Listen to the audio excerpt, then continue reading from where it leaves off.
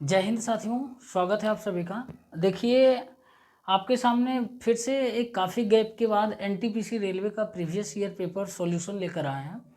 और जो भी स्टूडेंट्स बोलते हैं ना मैथ और रीजनिंग के लिए क्या करें, मैं हमेशा बताता हूँ मेरे दोस्त, आप इन दोनों टॉपिक के लिए है ना, आपको प्रीवियस ईयर पेपर अच्छी तरीके से कर लेना, तभी एग्ज़ाम हॉल में जाना, नहीं तो बहुत आपको दिक्कत होगा। और प्रीवियस ईयर पेपर कर लीजिए, यही काफ़ी है। जितना भी मैं करवा चुका हूँ, बहुत सारे प्रीवियस ईयर पेपर एनटीपीसी का करवा दिया हूँ। आप देखते नहीं हैं, कम से कम देखा करके। पूछते हैं भैया कैसे मैथ करें स्टो, मेरे भाई देखो ना, सेम क्वेश्चन कितना रिपीट होता है, आप देखिएगा जाकर प्ले लिस्ट में जितना वीडियो होगा। तो देखिए, इसका जो है 3 फरवरी 2021 के फर्स्ट शिफ्ट का जो है फर्स्ट पार्ट हम लोग डिस्कस कर लिए थे। फर्स्ट पार्ट में 1 से लेकर 12 क्वेश्चन तक था। उसके बाद आखिरी के 13 क्वेश्चन जो है, यानी 13 से लेकर 25, टोटल 25 क्वेश्चन पूछा जाता है। तो 12-13 क्वेश्चन दो पार्ट में हम करते हैं। एक पार्ट में 12 क्वेश्चन लाते हैं, दूसरा पार्ट में बाकी 13 क्वेश्चन बचा हुआ, 12-13 क्वेश्चन ऐसे करके ले आते हैं।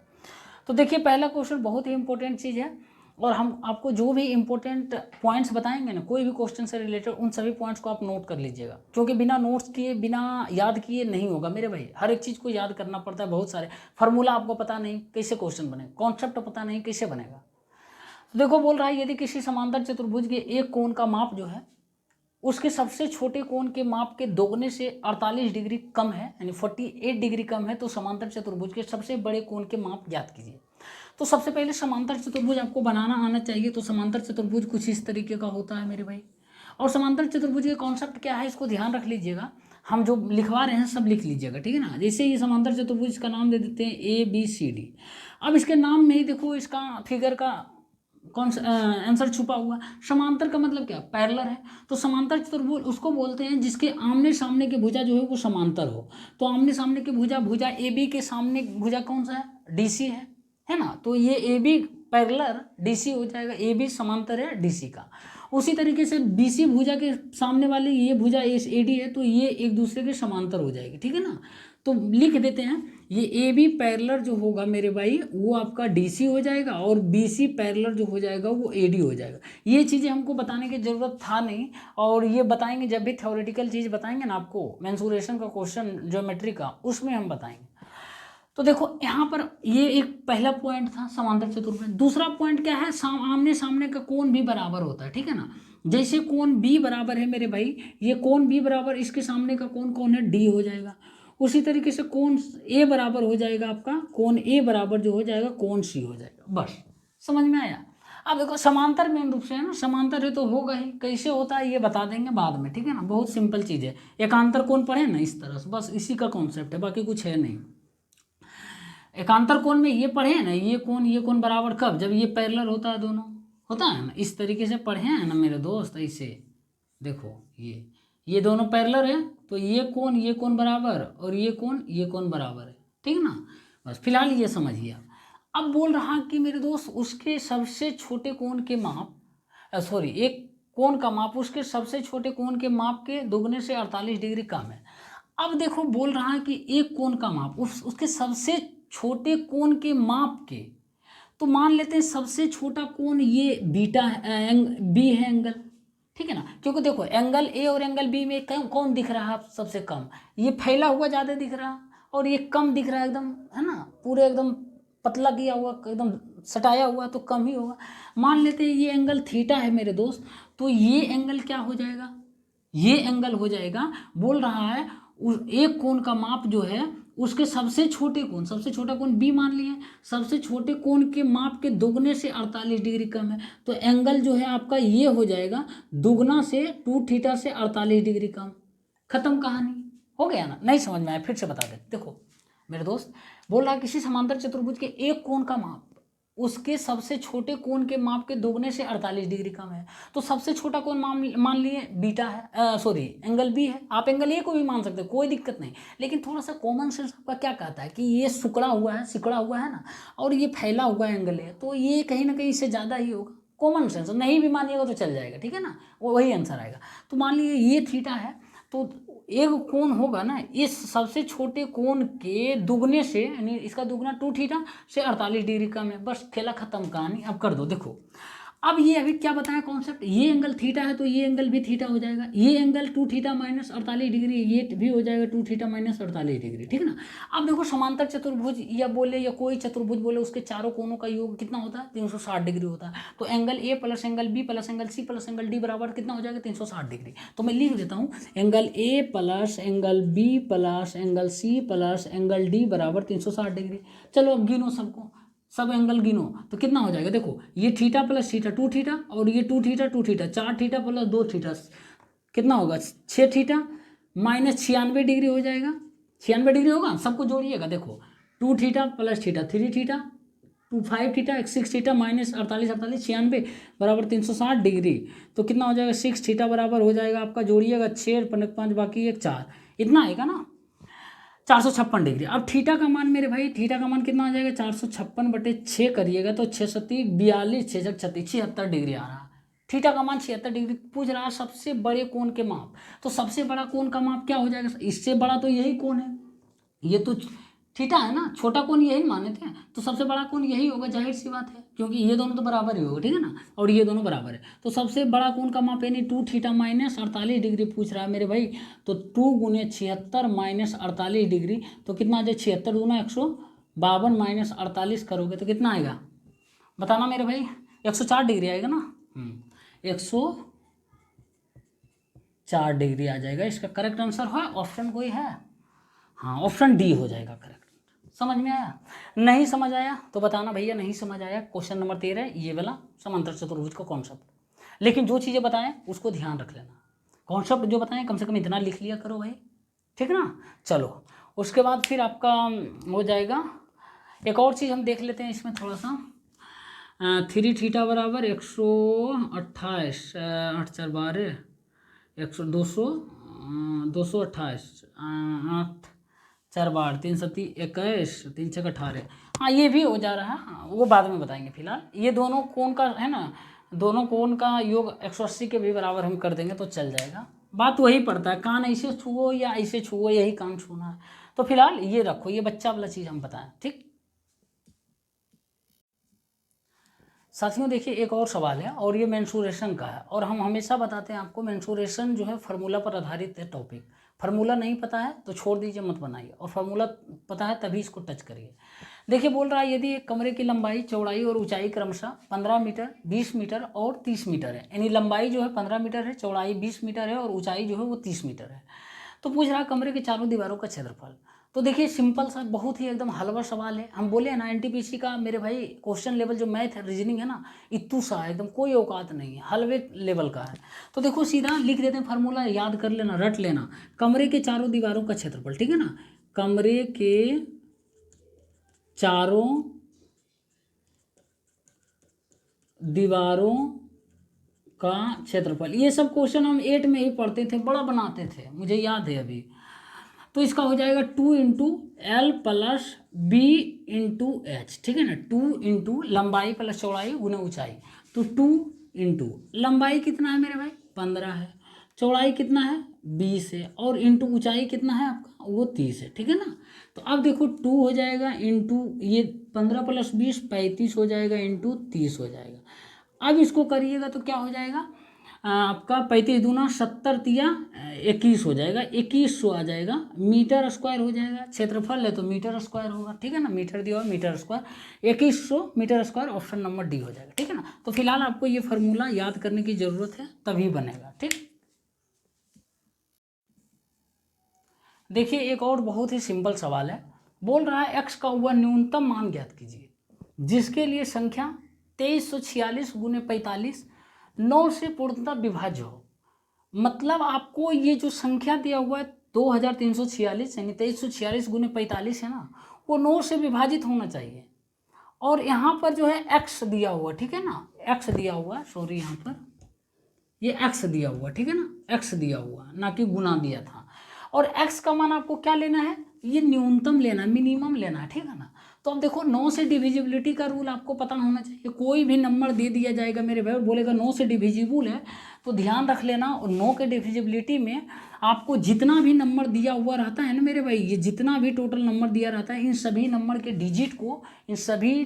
डिजिट को सम कर देना, जोड़ देना, और वो जोड़ जो है 9 का मल्टीपल हो या 9 से डिविजिबल हो तो टोटल संख्याएं 9 से कट जाएगी। ठीक है ना? नहीं समझ में आया? देखो जैसे दिया हुआ है, कितना दिया हुआ, 2 3 4 है, 2 3 4, फिर x दिया हुआ, फिर 4 है और 5 दिया हुआ। ठीक है ना? अब हम क्या करेंगे, इन सभी नंबर को जो है ना ऐड कर देंगे। ठीक है ना? ऐड कर देंगे, 2 + 3 + 4 + x + 4 + 5 जो है। अब हम देखेंगे इसको 9 से डिविजिबल करने के लिए हम सभी संख्याओं का सम देखेंगे जोड़ के, या 9 का मल्टीपल आ जाए या वो 9 से डिविजिबल हो जाए। ठीक है ना? तो देखो यहाँ करेंगे 2 + 3 5, 5 4 9, ये तो कट रहा है, 9 और जोड़ लेंगे, 9 हुआ, फिर इधर 4 1 5, 9 और इधर 9, 18 आ रहा, 18 + x आ रहा है बटे 9। ये नहीं, देखो मेरे भाई ये ध्यान रख लेना, 18 तो ये कट रहा 9 से, लेकिन बाकी x बटे 2 9 एक्स्ट्रा में आ रहा, तो x का मान हम मिनिमम कितना रखें ताकि 9 से कट जाए। तो 9 से कट जाएगा, 3 रखेंगे तो कटेगा, 9/3 नहीं कट रहा, सीधे आपको मिनिमम मान 9 ही रखना पड़ेगा, तब जाकर जो है ना वो 9 को 9 से डिवाइड करेगा, काट देगा, तो ऑप्शन नंबर डी हो जाएगा। नहीं तो x का मान यहाँ ऑप्शन के अनुसार बैठाइए, 9 रखिएगा, 18 दो रखिएगा तो 18 2 20/9 कटता है, नहीं कटता। 3 रखिएगा, 18 + 3 21/9 कटता है, नहीं कटता। 5 रखिएगा, 18 + 5 23/9 कटता है, नहीं। 9 रखिएगा, 18 + 9 27, 27/9 कट रहा है ना मेरे भाई 3 बार में पूरी तरीके से।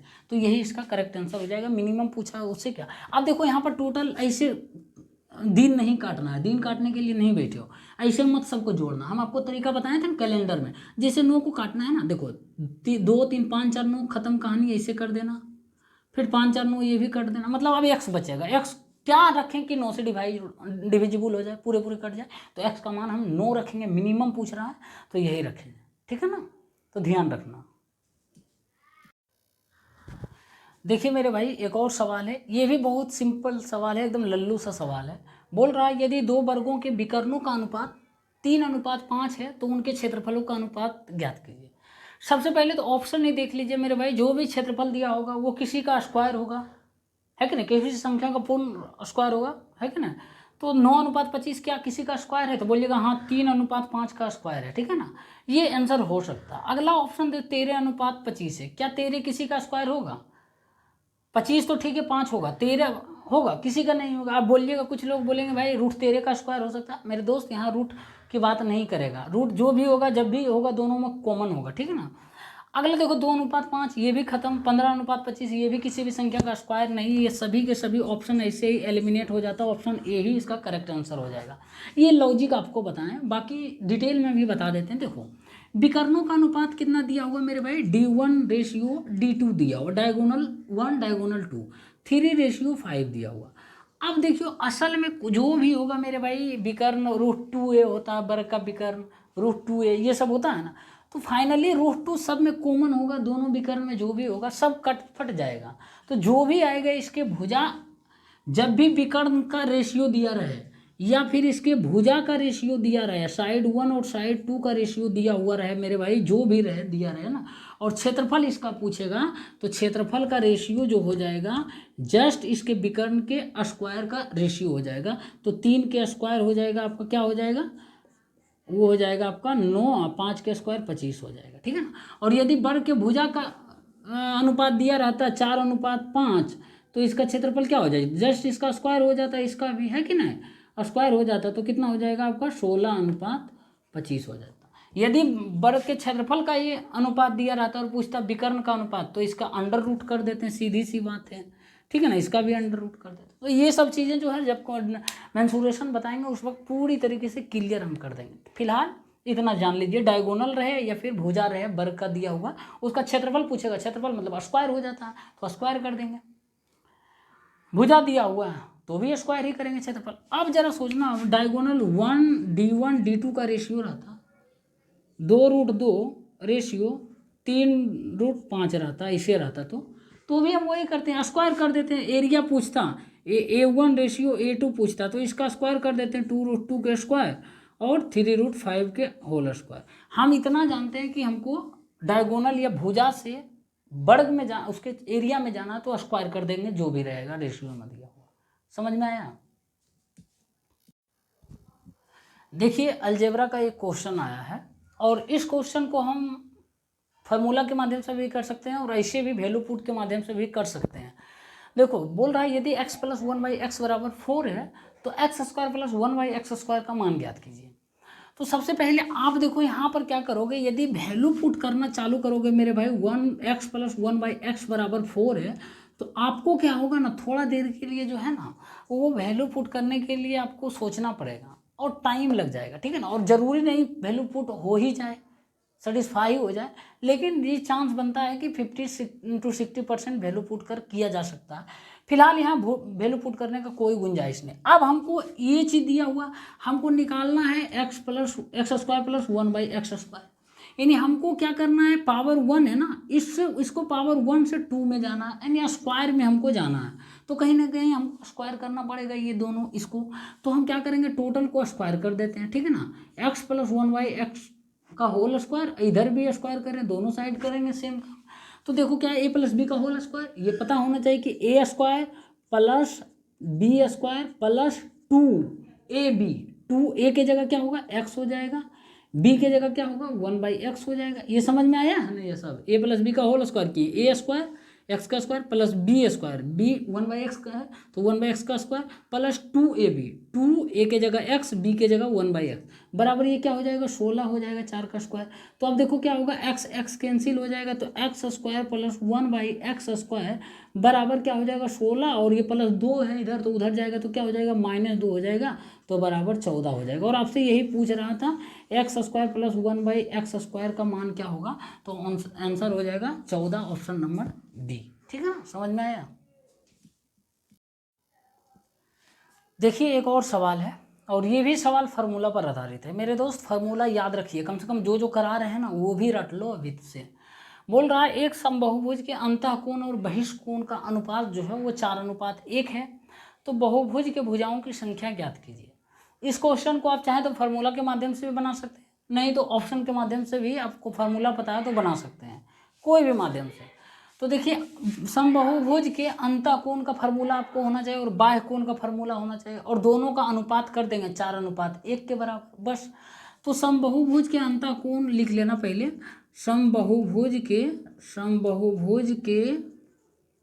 अंतःकोण और लिखिएगा बटे समबाहुभुज के बाह्य कोण, समबाहुभुज के बाह्य कोण, प्रत्येक अंतःकोण कर देना, ठीक है ना, प्रत्येक अंतःकोण और प्रत्येक बाह्य कोण कर देना। अब क्या होता है, समबाहुभुज के प्रत्येक अंतःकोण का फार्मूला होता है मेरे भाई n-2 गुने 180 डिग्री बटे n होता है, ठीक है ना। ये समबाहुभुज के प्रत्येक अंतःकोण कोण होता है, ठीक है ना, प्रत्येक अंतःकोण होता है, योग नहीं होता, अंतःकोण होता है। उसके बाद बटे इसका होगा समबाहुभुज के प्रत्येक बाह्य कोण का क्या होगा फार्मूला, तो हो जाएगा 360 डिग्री बटे n हो जाएगा। अब देखो दोनों का रेशियो ले लिए, अंतःकोण का फार्मूला ये, बाह्य कोण का फार्मूला 360 डिग्री बटे n बराबर दोनों का रेशियो क्या है 4:1। समझ में आया। अब देखो n का मान निकालो, यहाँ से ये खत्म, n कैंसिल, 180 दूना 360। अब ऊपर क्या बचा है n-2 बटे नीचे क्या बचा है 2 बराबर उधर 4/1 बचा हुआ है। अब देखो n-2 बराबर 8 हो जाएगा, डायगोनली मल्टीप्लाई करेंगे ना, तिरछा तिरछी मल्टीप्लाई, तो n-2 को 1 से गुना करेंगे तो इतना आएगा बराबर 4 दूना 8, n बराबर कितना हो जाएगा 8 + 2 बराबर कितना आएगा 10। n क्या आ जाएगा मेरे दोस्त, n आ जाएगा number of side, number of भुजा, ठीक है ना, भुजाओं की संख्या। तो आपसे पूछ क्या रहा, भुजाओं की संख्या, उस बहुभुज में भुजाओं की संख्या यानी 10 गो उस बहुभुज में जो भुजा होगा 10 गो ऐसे होगा, ठीक है ना, इस तरीके से ऐसे करके होगा, सॉरी 10 गो भुजा इस तरीके से ऐसे होगा, 10 गो भुजा होगा, ठीक है ना। तो उसका जो है आपका ये हो जाएगा। नहीं तो मान लिया जाए इतना नहीं लिखना है तो आपको जो फार्मूला ये पता है ना, ये फार्मूला पता है दोनों, इस पर बैठा दीजिएगा। तो n का मान 12 बारी से लेकिन आपको बैठाना पड़ेगा। हो सकता है ज़रूरी नहीं ऑप्शन ए बी सी में हो, लास्ट में वाला दे ऑप्शन डी, तो वहाँ पर आपको कैलकुलेशन करना पड़ जाएगा डी तक, ठीक ना, क्योंकि श्योर नहीं है कौन सा आंसर होगा, तो 12 बार इस करना पड़ेगा। बेहतर है इसको कर दीजिए, जैसा देश वैसा भेष, जैसा क्वेश्चन आता है उस अनुसार रिएक्ट करना है आपको। है कि नहीं। देखिए एक और सवाल है, ये ट्रिगोनोमेट्री का है। बोल रहा है यदि cot 3 theta into cot 6 theta बराबर 1 है तो टेन 15 थीटा का मान क्या होगा, ये आपको बताना है। तो हम क्या करेंगे, इस क्वेश्चन को पहले ध्यान से देखिएगा। कोट 3 थीटा है ना मेरे भाई। देखो कोई भी क्वेश्चन नहीं बनता है, पहले उस पर सोचो, 1 मिनट सोचो, 2 मिनट सोचो, 3 मिनट, 5 मिनट तक सोचो, जितना हाथ पैर हो सकता है चलाओ, जितना दिमाग भटकता है भटकने दो उस क्वेश्चन। जैसे सोचता है सोचने दो, अपने कोई ना कोई रास्ता निकाल लेगा, और नहीं निकलता है तब लास्ट में जाकर सॉल्यूशन देख लेना। दिक्कत क्या है, कम से कम उतना एक्सरसाइज माइंड का हुआ ना, बस यही करना सीखिए। अब cot 3 theta into cot 6 theta बराबर कितना है, 1 दिया हुआ है 1। अब हम क्या कर सकते हैं इसको, देखो कोट 3 थीटा बराबर, ये गुना में है, कोट 6 थीटा उधर जाएगा तो भाग में हो जाएगा, तो 1/कोट 6 थीटा लिख सकते हैं। अब 1/कोट 6 थीटा को हम टेन 6 थीटा लिख सकते हैं, कोई दिक्कत नहीं है ना। अब देखो कोट 3 थीटा बराबर टेन 6 थीटा है। अब ये बढ़िया से लिख लो, कोट 3 थीटा बराबर टेन 6 थीटा। अब ये दोनों बराबर तभी होगा मेरे भाई, ये ध्यान रख लेना, ये दोनों तभी बराबर होगा एंगल जब इन दोनों कोण का मान जो है टेन 60 डिग्री और कोट टेन 6 थीटा और कोट 3 थीटा तभी बराबर होगा जब इन दोनों के एंगल का मान सम जो है वो 90 डिग्री के बराबर हो। यानी 3 थीटा प्लस 6 थीटा बराबर 90 डिग्री होगा, तभी ये दोनों बराबर होगा, ऐसे नहीं होगा। अब देखो ये क्या हो जाएगा, 9 थीटा बराबर 90 डिग्री हो जाएगा, थीटा बराबर कितना आएगा, 10 डिग्री आएगा। थीटा बराबर 10 डिग्री, बस थीटा का मान आ गया, 15 थीटा नहीं निकलेगा, तो टेन 15 थीटा का मान निकालो, टेन 15 गुने 10 यानी टेन 100 कितना आ जाएगा, 150 डिग्री। अब टेन 150 डिग्री का मान आपको निकालने आना चाहिए, इंटर में पढ़े होंगे। टेन इसको हम ऐसे लिख सकते हैं, 90 डिग्री प्लस 60 डिग्री लिख सकते हैं ना, टेन 90 डिग्री प्लस 60 डिग्री। अब ये क्वाड्रेंट आपको पता होना चाहिए, 90 यहाँ से लेके यहाँ तक 90 होता है प्लस 60 डिग्री है ना, ये सेकेंड क्वाड्रेंट में। और सेकेंड क्वाड्रेंट में क्या होता है, टेन निगेटिव होता है, टेन निगेटिव, साइन और कोसेक पॉजिटिव होता है सिर्फ, ठीक ना।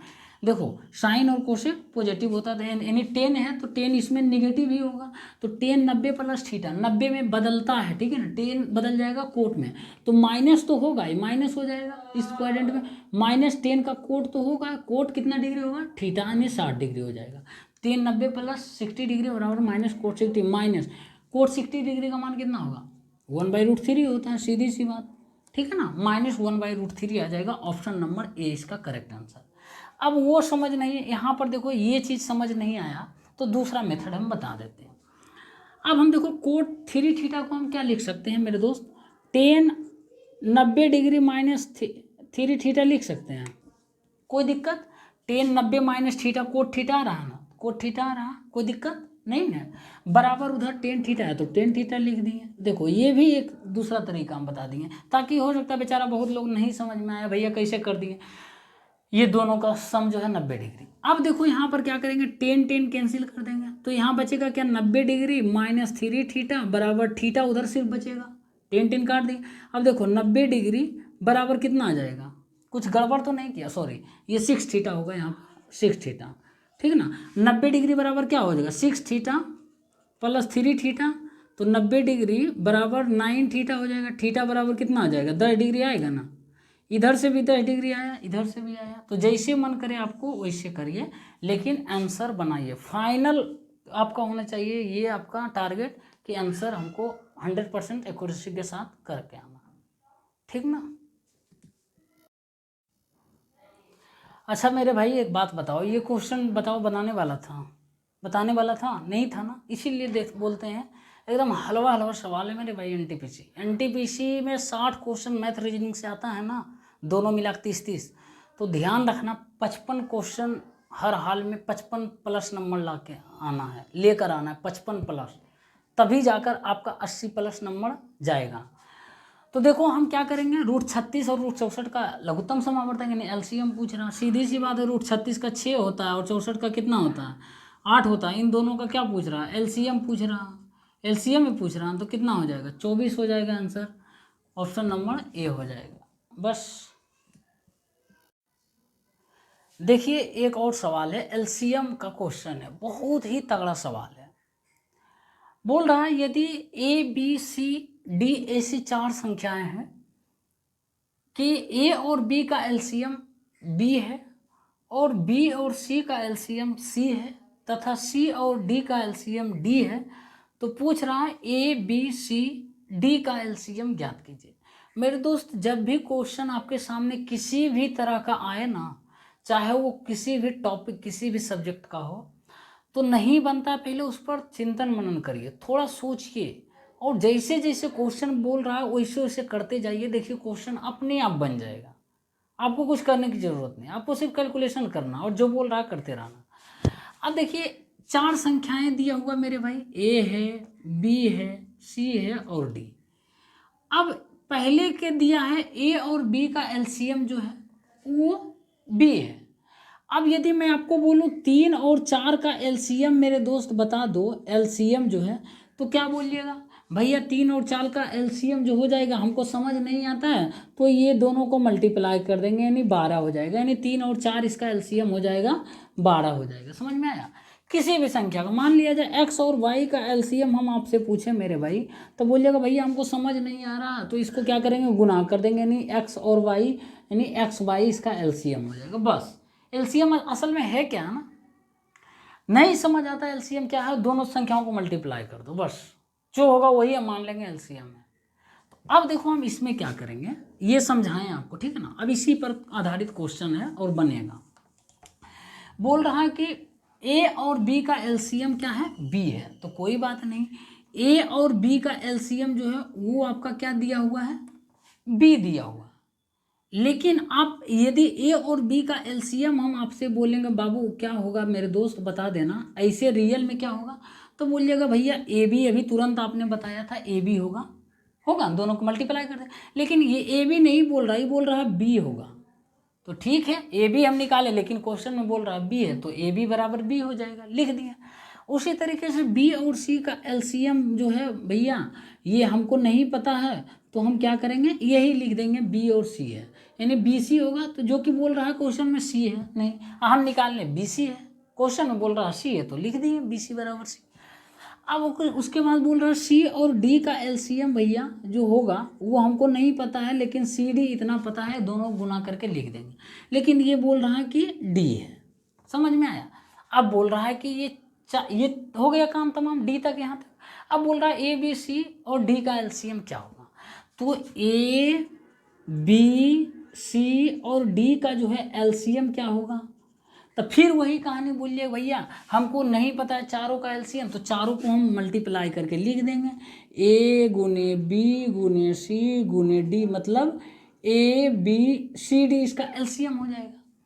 अब देखिए ऑप्शन एलसीएम पूछ रहा, तो एलसीएम हम ए बी सी डी ले आए।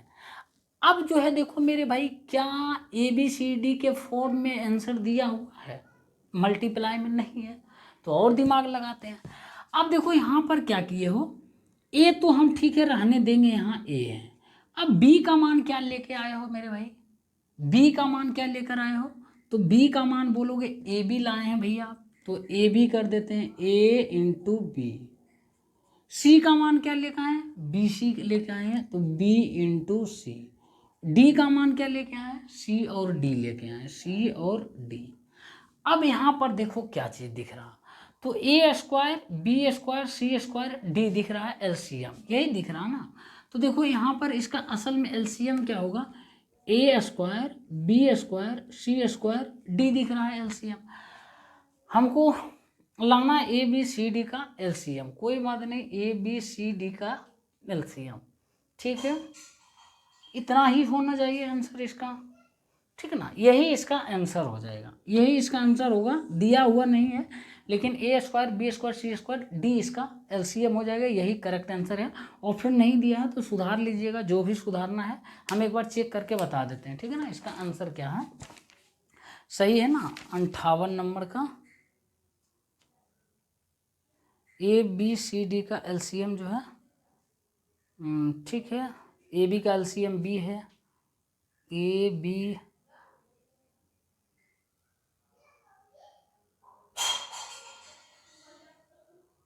ABCD का एलसीएम जो है D है ना।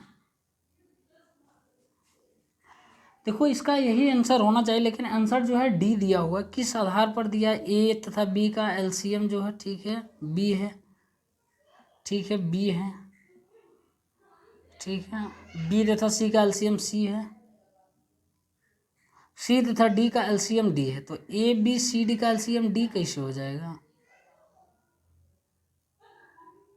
इन सभी का एलसीएम हम निकालेंगे तो आपका AB² C² D ना, AB² C² D। फिलहाल रहने दो, इतना ही देखो, उसके बाद फिर होगा आगे, लगता है कुछ गड़बड़ किया, ठीक है ना। तो यही इसका आंसर होना चाहिए। ठीक मेरे भाई, देखो पिछले जो क्वेश्चन बताए थे ना, इसका उसका आंसर D बोले थे ना, होगा सही बात, D ही आंसर इसका होगा। देखो थोड़ा सा और दिमाग लगाने की ज़रूरत है। कैसे? हम लाए थे क्या, असल में इसको मिटा देते हैं पहले, ठीक है ना, ये इसको मिटा देते हैं। हम लाए थे मेरे भाई AB और CD का एलसीएम, क्या लाए थे? AB और CD लाए थे ना, बस इतना लाए थे। अब देखो यहाँ से A का मान यदि निकालोगे मेरे भाई, A का मान देखो, A का मान निकालोगे तो क्या हो जाएगा, ये B भी कट जाएगा तो A बराबर क्या आ जाएगा? 1 आ जाएगा। उसी तरीके से यहाँ से B का मान निकालोगे तो B बराबर कितना आ जाएगा? 1 आ जाएगा। उसी तरीके से यहाँ से C का मान निकालोगे तो कितना आएगा? C बराबर 1 आ जाएगा। तो A का मान कितना आया? 1 इंटू B का मान कितना आया? 1 इंटू C का मान कितना आया मेरे भाई? 1 इंटू D का मान कितना आया? नहीं है, D का मान हमको दिख ही नहीं रहा, तो D का मान D ही रहने देंगे। तो D को एक एक एक एक गुना करेंगे तो कितना भी बार करेंगे तो D ही आ जाएगा मेरे भाई। इसका correct answer option number A ही हो जाएगा, ठीक है ना। तो ये था। और यदि ऑप्शन जो अभी मिटाए ना, वो भी आंसर इसका है, लेकिन ऑप्शन नहीं दिया हुआ, तो हमको ऑप्शन के अनुसार हमको आंसर लाना है, ठीक है ना। तो वो भी सही था, ऐसा नहीं गलत बना दिया था, वो भी सही था, ठीक है ना। तो ये ध्यान रखिएगा। देखिए एक और डिविजिबिलिटी का क्वेश्चन आ गया है, तो ध्यान रखिएगा। नो का डिविजिबिलिटी बता देंगे इसी क्लास में, तो लिख लीजिएगा। हालांकि स्पेशल वीडियो में मैं कोशिश करूंगा डिविजिबिलिटी का जितना भी रूल है सब आपको बता दें। तो देखिए बोल रहा है, यदि संख्या 9, 3, 2, 4, 8 x और 6 है, ये जो 7 डिजिट का अंक है, ये 11 से विभाज्य है, तो x का मान पूछ रहा क्या होगा। तो देखिए लिख लीजिएगा 11 से डिविजिबिलिटी का रूल, ठीक है ना, 11 से विभाजिता का नियम। तो जो भी नंबर दिया हुआ है 9, 3, 2, 4, 8 x और 6 है, आपको करना क्या है, ये संख्याएं या कोई भी संख्या कितना भी अंक का 11 से विभाज्य होगा या नहीं होगा। सबसे पहले हम क्या करेंगे, जितने भी अल्टरनेटिव नंबर हैं डिजिट, उन सभी को ऐड कर देंगे। तो और जितने भी अल्टरनेटिव है, 9 का अल्टरनेटिव 2 है, फिर 2 का अल्टरनेटिव 8 है, 8 का अल्टरनेटिव 6 है, मतलब एकांतर एक के बाद छोड़ के। तो क्या हो जाएगा, पहले लिख लेंगे 9 प्लस 2 प्लस 8 प्लस 6, ठीक है ना, इसको जोड़ लिया।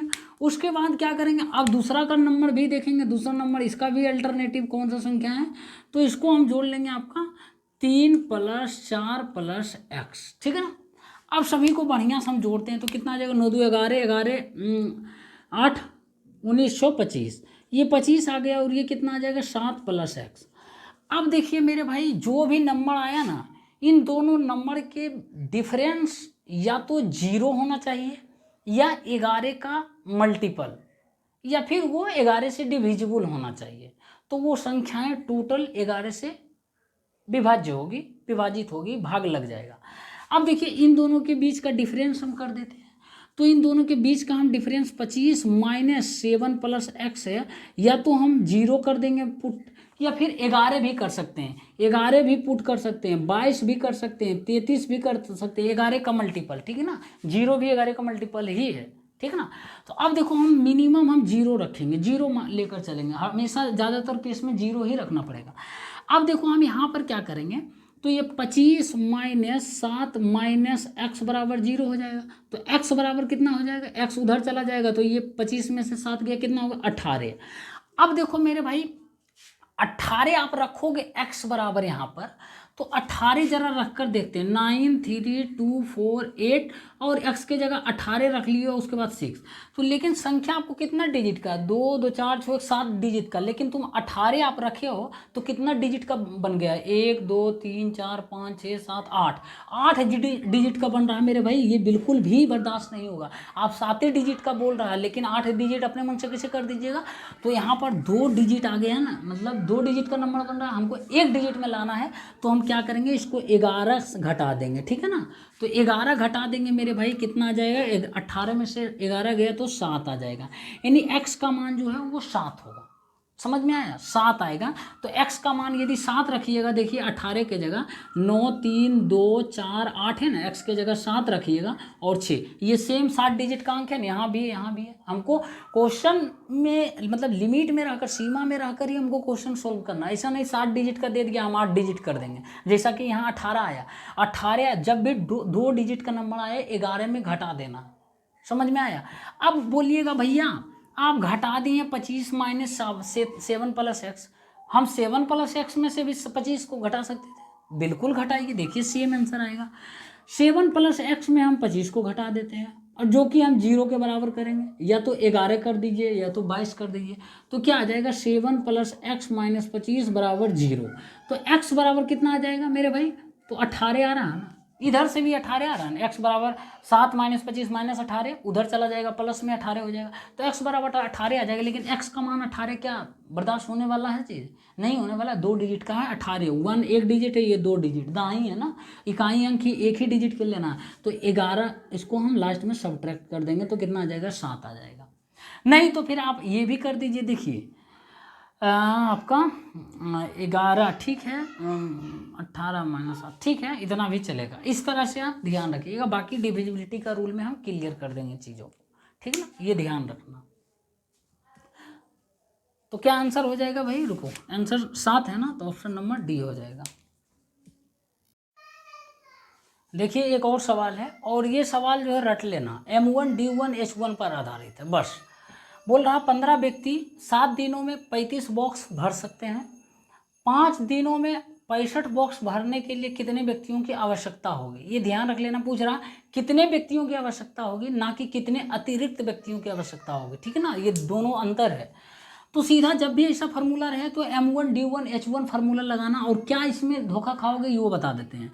M1 D1 H1 बटे कुछ भी हो, कुछ भी हो लिख लेना इसे, कुछ भी हो का मतलब बॉक्स है 40% काम करता है, 2/3 भाग काम करता है, 2/5 भाग भरता है कोई चीज़, बराबर हो जाएगा M2 D2 H2 बटे कुछ भी हो, कुछ भी हो। ये ध्यान रख लेना मेरे भाई, ऊपर में M1 D1 H1 ही मल्टीप्लाई होगा और बराबर हो जाएगा M2 D2 H2 ही मल्टीप्लाई होगा। बाकी चौथा चीज़ M1 D1 H1 मैन यानी व्यक्ति, दिन और घंटा के अलावा चौथा चीज़ होगा वो नीचे होगा।